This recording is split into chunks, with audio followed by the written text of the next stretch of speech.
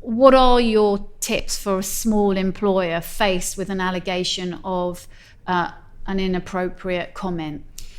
Well, first of all, my first advice is always to get ahead of it. I mean, if you're a small employer and you know there's a certain level of banter, the word banter strikes fear into most employment lawyers' hearts, because it is so easy to overstep the mark. The test in relation to harassment is mostly about the effect on the claimant. It's not about the purpose of the perpetrator. So even if the perpetrator is simply having a joke and doesn't mean any harm, that doesn't matter. What matters is whether the claimant's perception, that is, that this has created an offensive environment for her or whatever, is a reasonable one in the circumstances.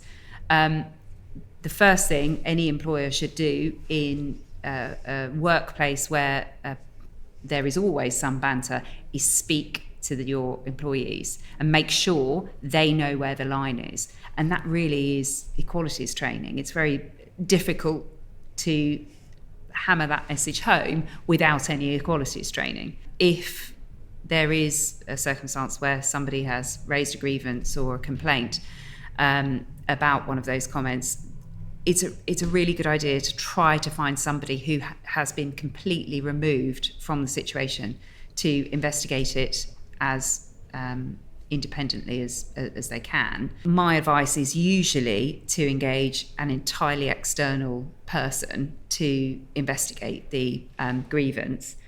It's also a really good idea to consider how best to protect the employees. And normally that will mean, I'm afraid, making sure that the complainant is not unfavourably treated. So if anyone is going to be suspended, I'm afraid it has to be the person accused of harassment or whatever, because normally in disciplinary procedures and stuff you would expect there to be a provision for suspension pending investigation.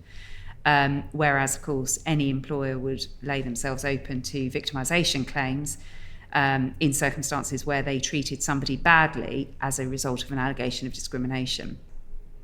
Thank you very much.